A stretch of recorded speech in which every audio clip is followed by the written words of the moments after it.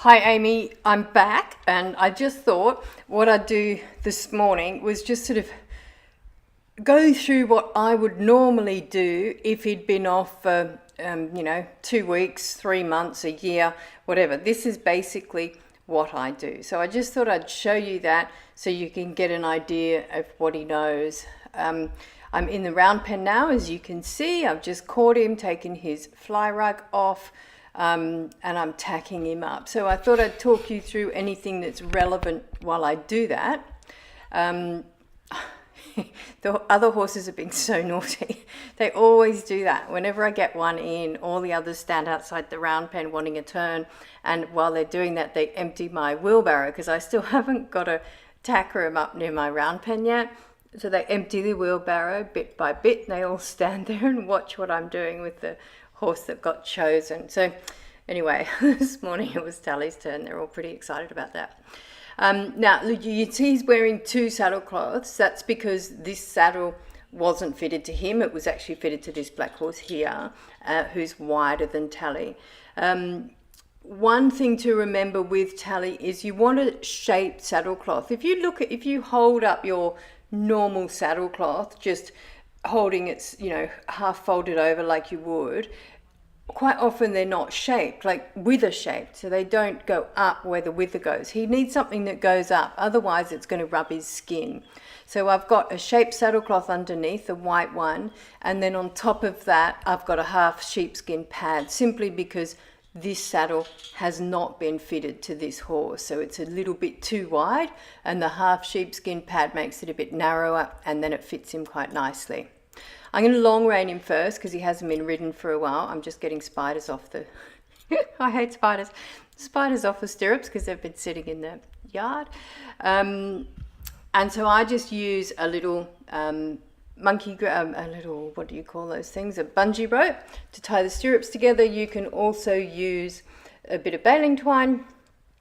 And then I've got two long reins. Now, the thing is, I would always long rein a horse before I ride it if it's been off for any length of time. And the reason is because, if they're a bit fresh, and this horse has not only been off, he's been, fed quite a lot of grain because I've been trying to fatten him up. If there's a buck in there or something, it's going to come out the first time he canters. So, I want to see that. I don't want to ride it. So that's why I long rein him. If you do decide to go ahead with him, I will be giving you lifetime access to the training material, and I will talk you through which things to look at first. So, he has learnt all of that. He has all of that foundation training that's inside the can-do material, and I think it's important that you go through it all first so that you know what he's learnt and how he's learnt it. Right, okay, so there we are. He's got his bridle on. Now, I use a really simple bridle. No noseband, no anything. I've got an II winner's bit in there, I think. No, I don't. I've just got a double jointed snaffle in there with a lozenge in the middle. So the ropes go through the stirrups and then click onto the bridle for long reining. I keep banging my GoPro on everything.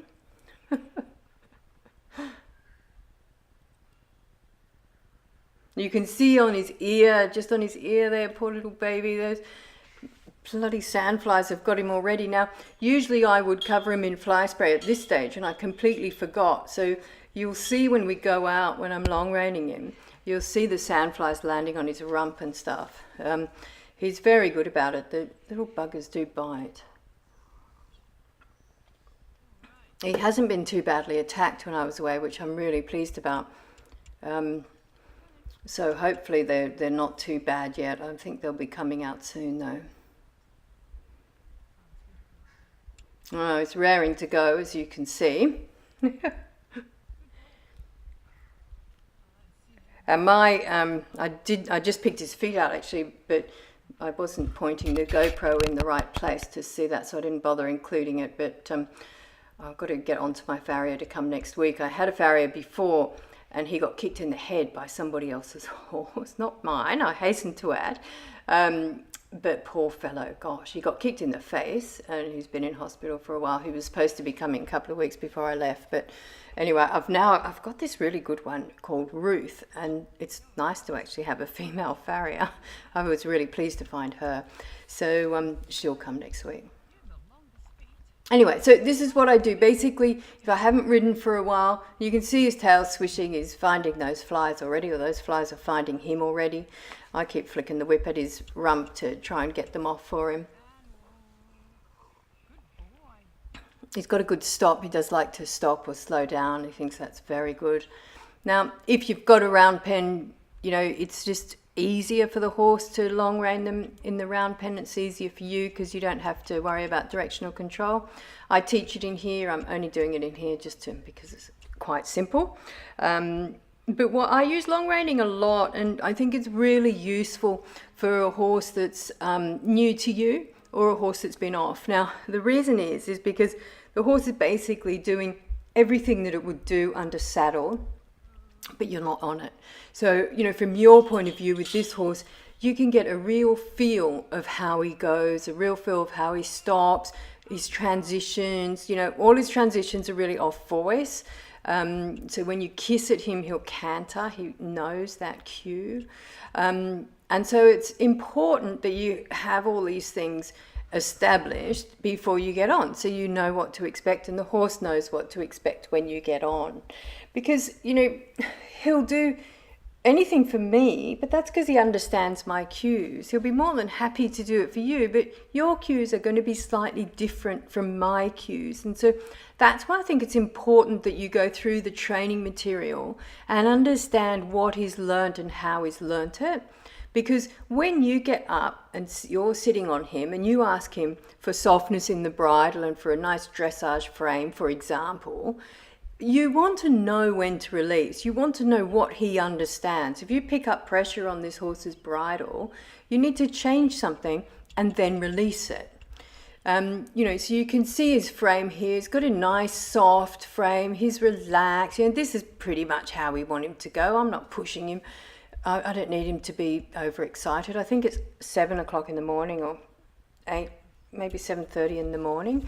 You know, I've dragged him out of the paddock. He hasn't been worked for 2 weeks. I just want to make sure I've got, you know, walk, trot and canter on the lines before I jump on him and going both directions. That's all I need. And then I know that he's in my bubble of communication and that I can just now, you know, get on and ride. So when he comes home to you, you're going to have different areas as well that you're going to want to ride in. So I also take horses on the lines for a bit of a hack. And so you'll see in a minute. Now, the other horses are either at the round pen or they're down near the fence. I'll show you when we see it. Because they're waiting for breakfast. I haven't given anyone breakfast yet. So this is him, you know, going away from the other horses. As you can see, he hasn't really cared about the other horses. He doesn't really care about the other horses. I guess if you're the boss, you really don't. But he's quite happy to ride with the other horses loose. I quite often ride through the other horses and move them about a bit on him. He's pretty happy with that. He is the boss, but he's nice. He's not. I've never seen him kick or bite anybody.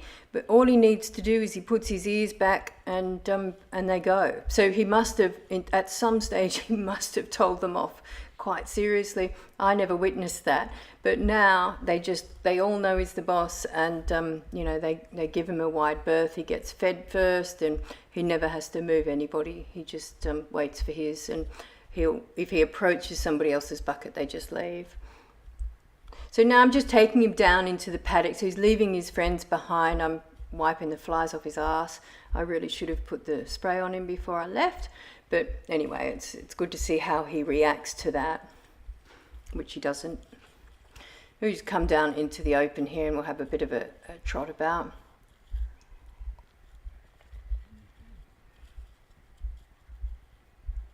This is my corner paddock. So this is on the corner of 2 roads.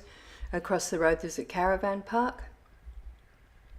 They're not often terribly noisy, but he always ignores them. He has got a big march fire on his ass now.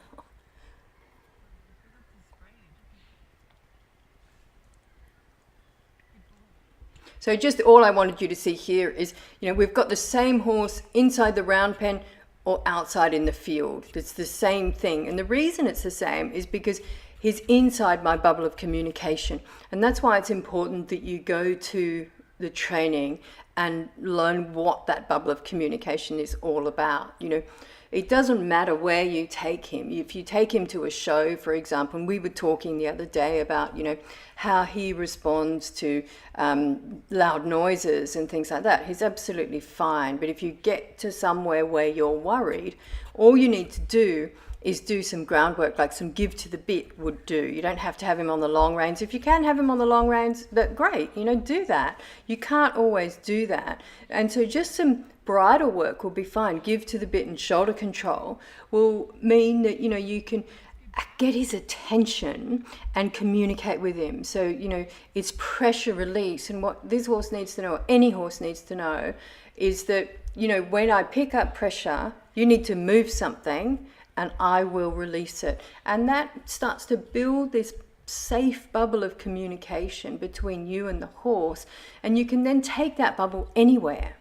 If I just jump on him, let's say I take him somewhere new and just jump on, it's quite probable that his attention is going to be on all the scary things around there because he's a horse, But if I actually take 5 minutes to engage his brain and get him thinking about me and get him thinking about pressure release, get him engaged with me, then he's inside my bubble of communication.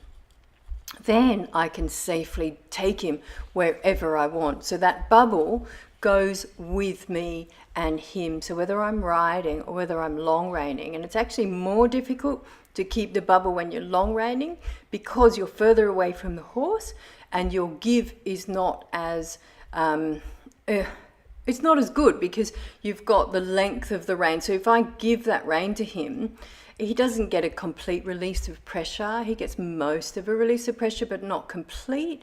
And so, it's just not as precise. So I always, if I'm not going to ride him, if I'm just long reining him, not going to ride him, then I'd do some give to the bit work on the ground before I put him up, because it's a great tool, this long reining, but it's a bit blunt.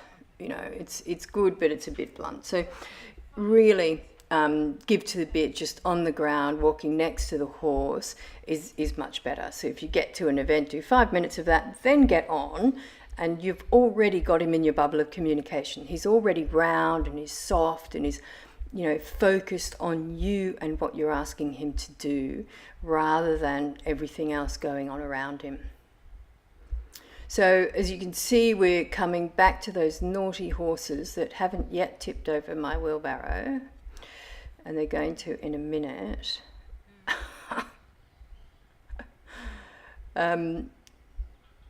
So, he's quiet. You don't need to tie him up or anything. He'll stand there until you ask him to do something else. I haven't taught him to ground tie or anything. I've just taught him that if he's not feeling any pressure, he doesn't need to move anything. So, if I'm not asking him to do anything, he won't do anything. And that's a confident horse because he understands that if there's pressure, he needs to move something. So his job is to look for that thing it is that he needs to move. If there's no pressure, he doesn't need to move anything. He can just stand there, which he's doing now. So now I'm going to get ready to ride him. I've got these really nice long split reins, but they're great for the Frisian there, who's a hand taller, but they're not so good for Tully because he's a bit short. So I actually put them through the monkey grip. God, good videoing, Kate, good videoing. And I tie a knot in them so I don't lose them, and it makes them a bit shorter. Oh, fly spray, yes, much fly spray. I've run out of Aerogard, so we're on to the vinegar stuff. Actually, it smells like fish and chips. It's quite nice. I spray myself liberally as well. It would have been kind of me to remember to do this before I set off on the long rein, so he wouldn't have been bitten so much on his bottom. And you see his lacing there. Oh, quite close, actually.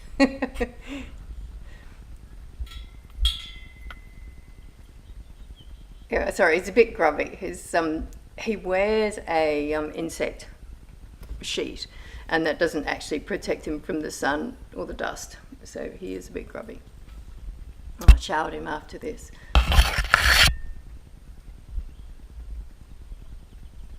That's me spraying myself, I think. Those things bite you through your jeans and your shirt and everything. They're horrid.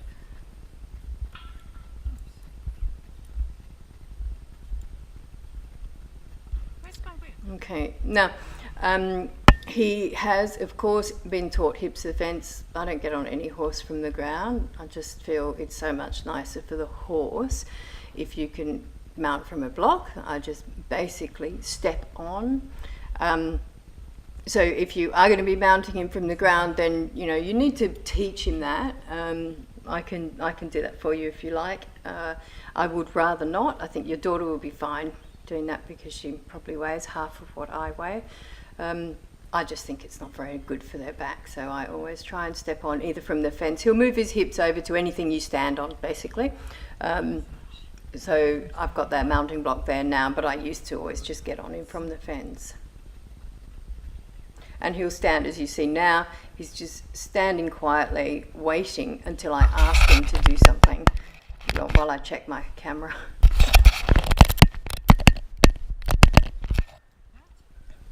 And adjust it. And so I just wanted you to be able to see his head and neck when we were riding. Right, all right, let's go. So what I was trying to do for you is really, make something as close as possible to your having a ride on him. So I just thought the GoPro was the way to go. So here we are, I think we're in trot here. Just have a little feel of him. Yes, we are, because I'm rising. It's a bit hard to tell, isn't it?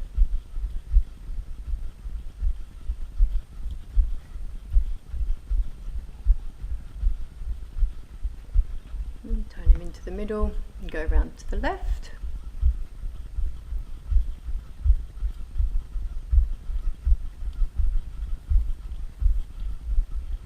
Now we are in canter, I think. Yeah, you can tell by the mane, can't you?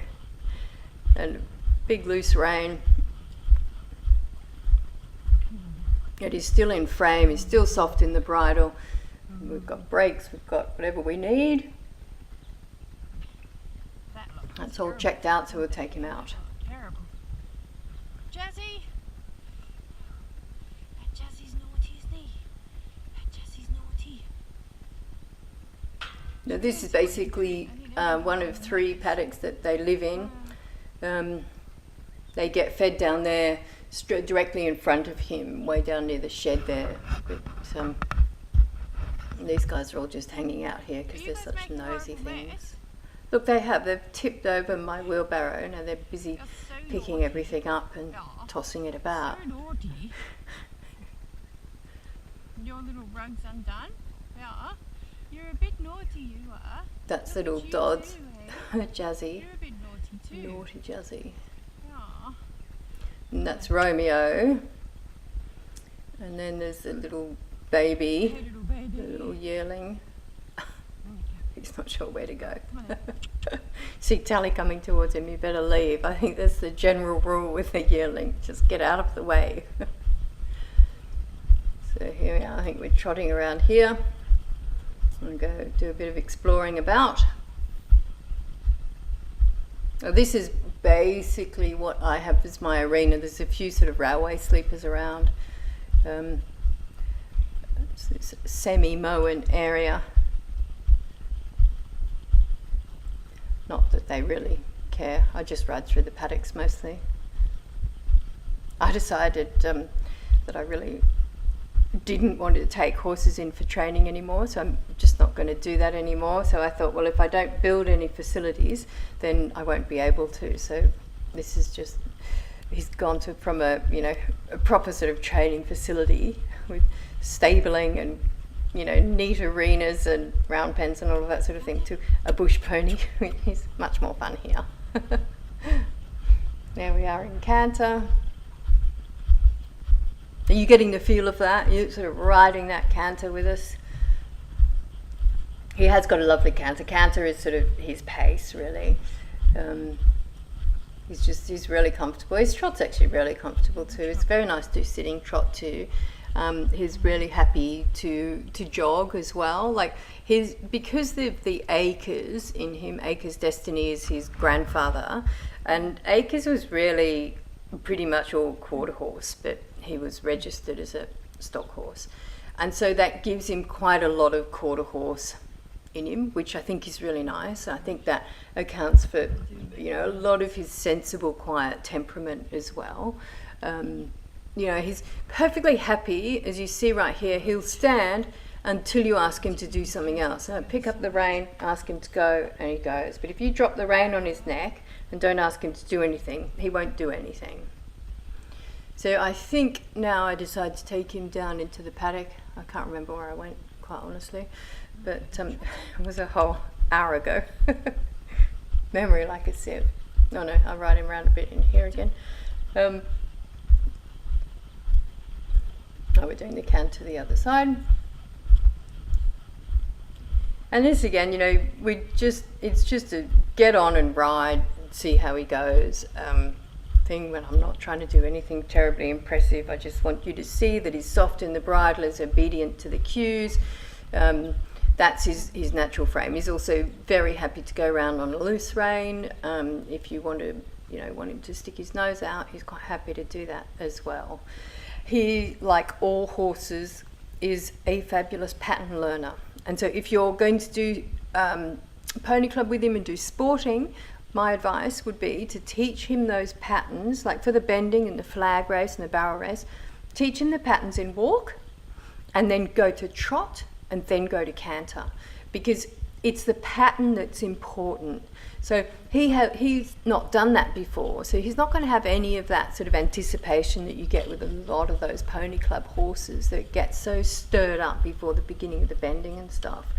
He won't have any of that because he's not done it. So teach him the pattern in walk, and then in trot, and then go to canter. Don't ask him to go fast until the race, because if he's learnt the pattern, he'll be absolutely fine. That's all he needs to know, is the pattern. You know, you pass the first one on your right, and you bend up and you bend back again. It's really simple. And what people do wrong with that sort of thing is they don't teach the pattern. So what happens is you get to the start of the bending race and all the horses are going, oh my God, this is scary because she's going to yank on my mouth and pull me around from one side to the other, and I don't know what's going on. I just know that after they say go and all the horses gallop off, it hurts. So, you know, it's really not the best thing to do. Whenever you can teach a pattern first. And if you don't know what the pattern is, call me and say, hey, Kate, what's the pattern for this? What's the pattern for flying changes? What's the pattern that I can teach him to make him understand that? Because that's how you build a confident horse. This is a really confident horse, not because he's got some special temperament, but because he's had really good, solid foundation training. He's never been scared. He's never been hurt. He's always known that he's going to be under pressure. He's always known that that pressure will be released when he finds the correct movement. And that's really important with any horse that you have, that is continued. It's great to be able to get that from the beginning, because it's really rare. And usually what happens is you get horses that have been there, done that, and it's really hard to untrain that fear once it's in a horse. So right there, he wanted to go to the right and I was asking him to go to the left. So I just held on to that left rein until he stepped left, and then I released the pressure. It's as simple as that. Anyway, I think my battery ran out now, so bye.